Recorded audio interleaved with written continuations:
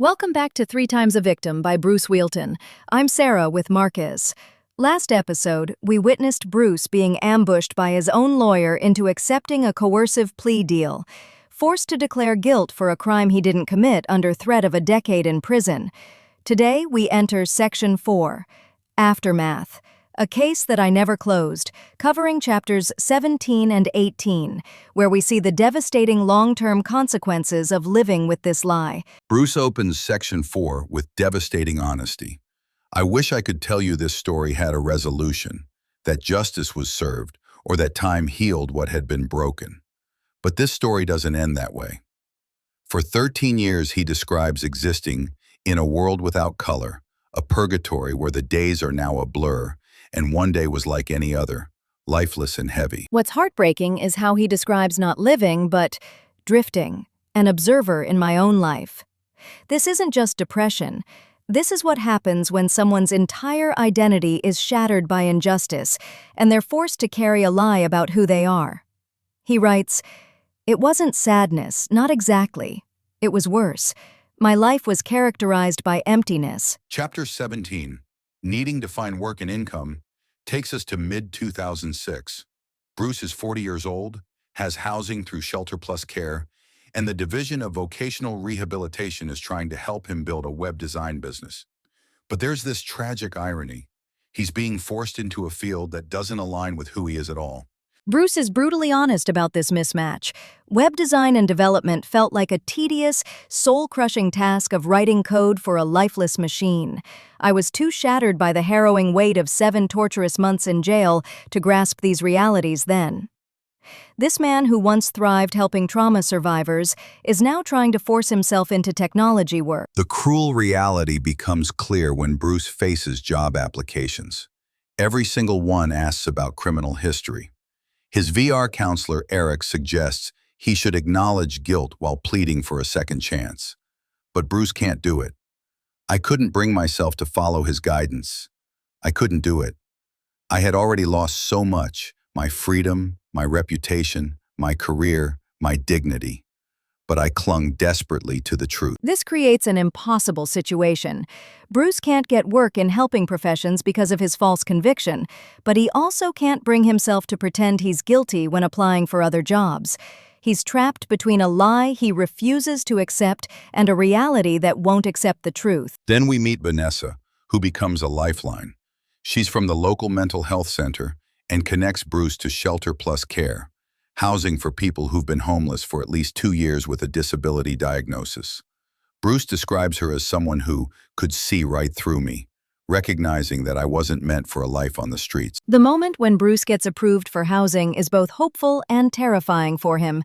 His job coach Harold tells him not to mention his conviction, but Bruce is afraid to get my hopes up and then to have this taken away from me. Even good news becomes anxiety-provoking when you're carrying someone else's lie about who you are. Chapter 17 also reveals Bruce's disability approval, declared 100% disabled by the federal government.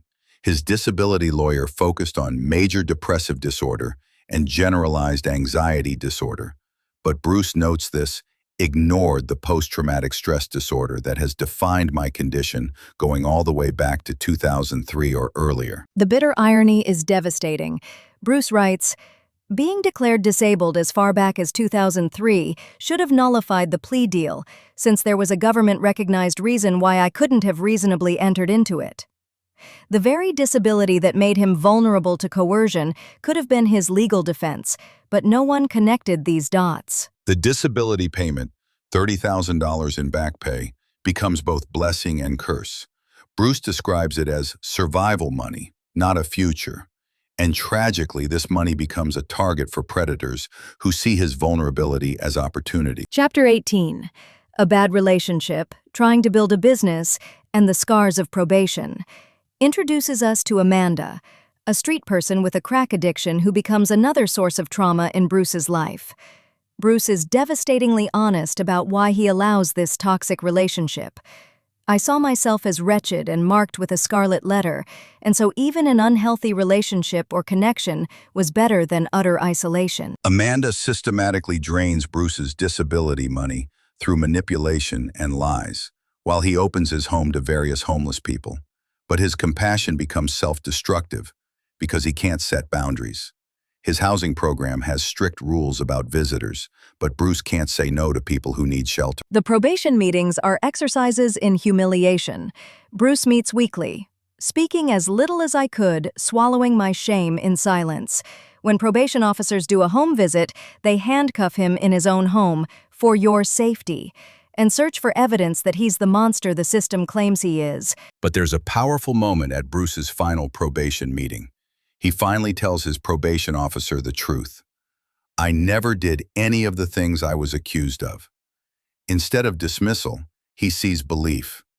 Maybe not enough to change anything, but enough to see me. This small moment of being seen as human becomes precious, after years of being viewed only as a criminal. The Amanda situation escalates into pure nightmare when she steals Bruce's laptop and then, from Florida, hacks his MySpace account to post that he's holding a little girl hostage. This triggers a 3 a.m. police raid with guns drawn, and later a court order to seize all his computers looking for child pornography. Bruce has to hire a lawyer to prove his innocence again. One officer asked the lawyer, "How can you represent someone like him?" This haunts Bruce because it shows how completely Anna's original lie has transformed him in people's eyes. I had been transformed into a villain, which was the exact opposite of who I truly was. When they finally trace the IP address to Amanda in Florida and return Bruce's computers, there's no apology. Bruce reflects. They had been ready to believe the worst, eager to believe it. I felt like no one saw the real me. They only saw the conviction, the label, the lie. These chapters show the ripple effects of injustice. It's not just that Bruce was wrongly convicted. It's that this false conviction becomes a lens through which every future interaction is filtered. He can't get work, can't form healthy relationships, can't even defend himself against new false accusations without his past being used against him. The psychological toll is devastating. Bruce describes needing to make self-hypnosis recordings to convince myself to embrace this new reality, a reality where I supposedly found joy in software engineering.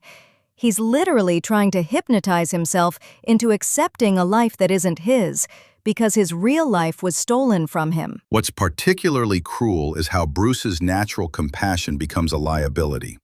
His inability to set boundaries with people like Amanda stems from his own trauma and marginalization.